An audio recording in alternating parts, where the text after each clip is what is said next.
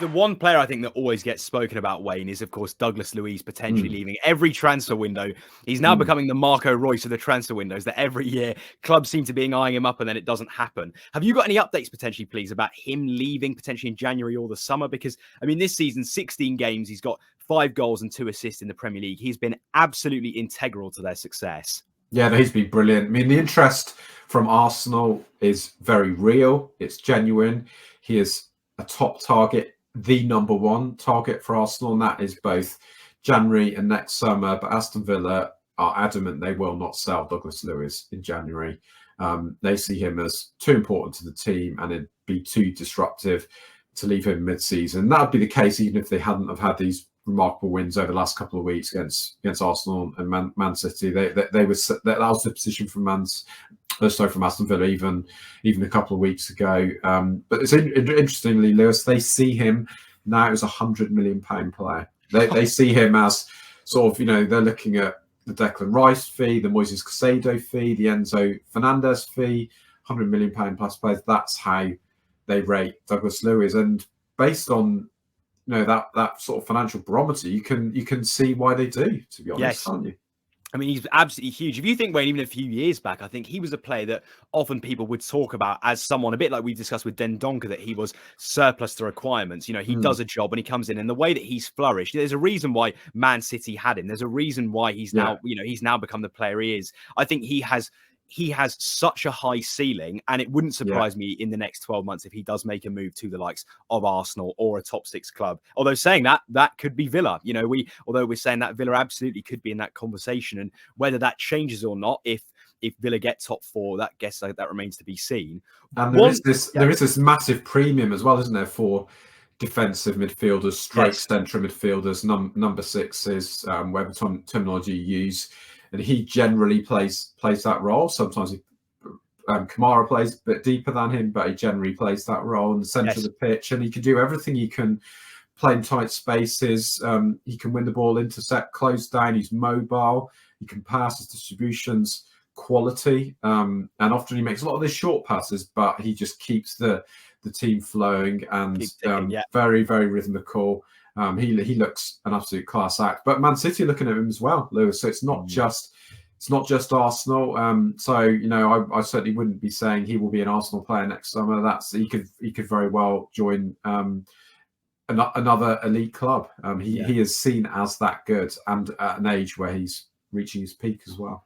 I mean, I think Villa would really struggle without him, and in a similar way to how Man City struggle without Rodri. They looked at bringing in Kovacic, that hasn't worked. Calvin Phillips, that hasn't worked. There are quite a few players, I think, that have stepped into that team that just haven't lived up to expectation. And someone like Douglas Luiz, I mean, he is a like for like for Declan Rice, for Rodri. He could even match someone, I think, like a Fabinho that played at Liverpool. He is a top central defensive midfielder. And in today's modern game, I think they are so underrated. The role that they play, you look at Liverpool, say, over the last few weeks before really Endo started picking up his sort of form. Actually, that is the position, that is the hole that Liverpool have been desperate to fill. And so I don't think Endo was picking up his form on Saturday. Crystal Palace, Lewis, did you see him in the first half? I mean, Klopp took him off at half time, didn't he? But the point the point remains that I think actually that is a position that is so important nowadays. The spine of the team, that's a position that often goes under the radar, I think, of all the positions across the field. I mean, I have to say, taking on your point, he would be a brilliant signing for Liverpool. I really do think that. Liverpool don't have a number 6, do they, Lewis? They've got, as I said a few times, 27 number 8s. No one who can play. No one who can play in front of the defence. No one who's comfortable in that role. McAllister has looked fish out of water there all season. I would say fine player, but not a number 6. And the rest of them, Gravenberch, Curtis Jones, Harvey Elliott, Szoboszlai, they all want to play further up the pitch. Apart from Endo. Endo's the only natural number 6, but Jurgen Klopp called him a monster. I would say he's far from a monster. Most of the time he's a cuddly little bear, I would say.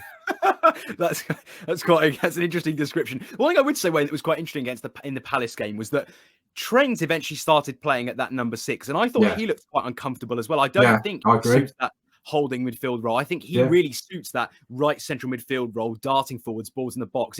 It feels quite strange for Liverpool. So actually, I think you're right. I think to come back to Douglas Luiz, he actually would suit, I think, across the league. He, maybe debatably apart from Rodri at Man City, I think he starts for any Premier League club. I think he is that good.